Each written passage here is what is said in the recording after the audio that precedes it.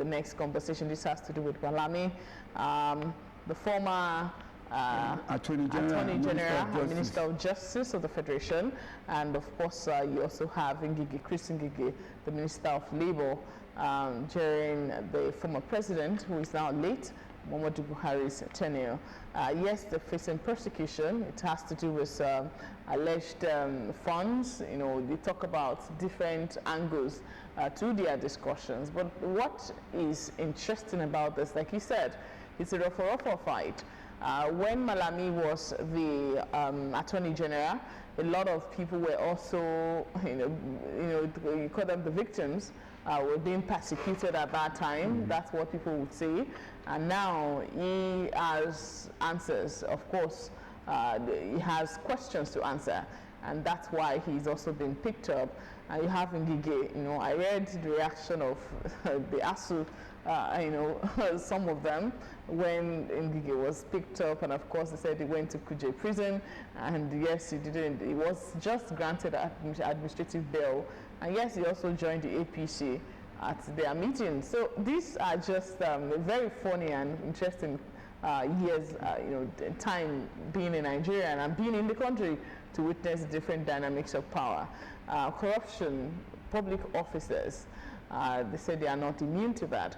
And of course, these kind of checks and balances that we see doesn't happen when they are still in power. Of course, they do not have immunity like the president and of course the governors.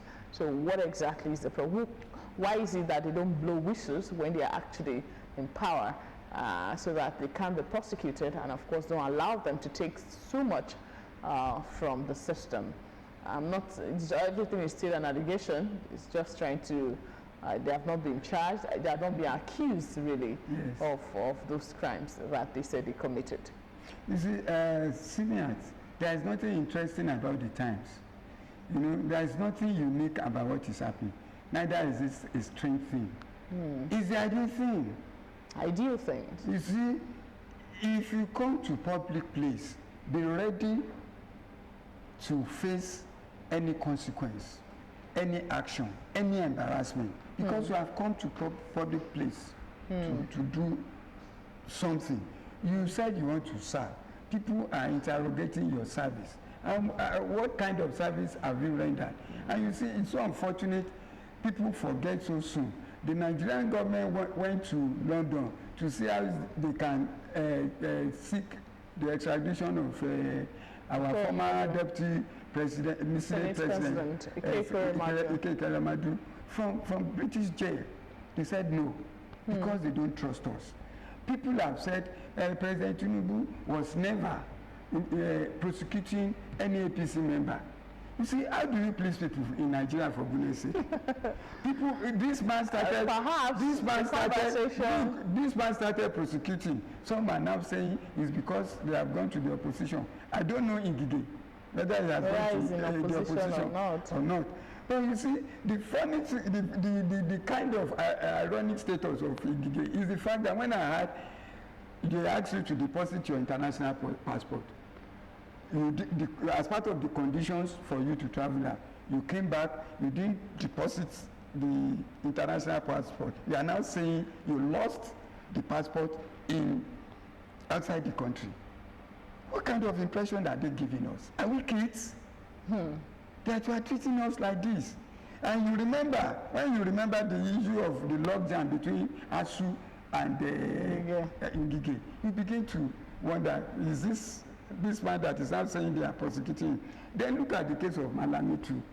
Malami, in his own case, they wanted to know all the lages that you got from Abacha, a case that has already been won by the previous administration, but the deal was not fully as alleged. They settled, and that is the allegation. What is wrong in asking you to come and explain yourself? It's like WAEC is asking you, answer number 1, 2, 3, and leave number 5 alone. Give answers to what you know for number 1, 2, 3. So if there are anything implicating, they will release you.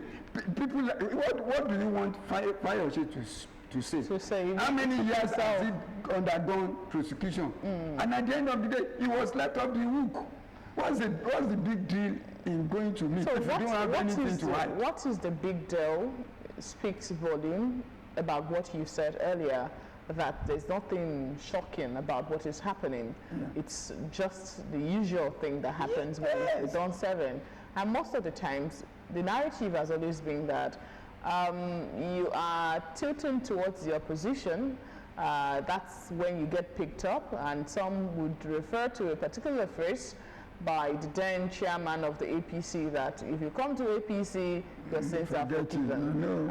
So part of that is why people are also asking questions. Although I know Nigerians, we also have sympathy for different individuals, different political parties, and there are people that do not really like the president's political party, that's the APC. There are some that are in the opposition, not because they did not like the people there, but the party, they don't like the party.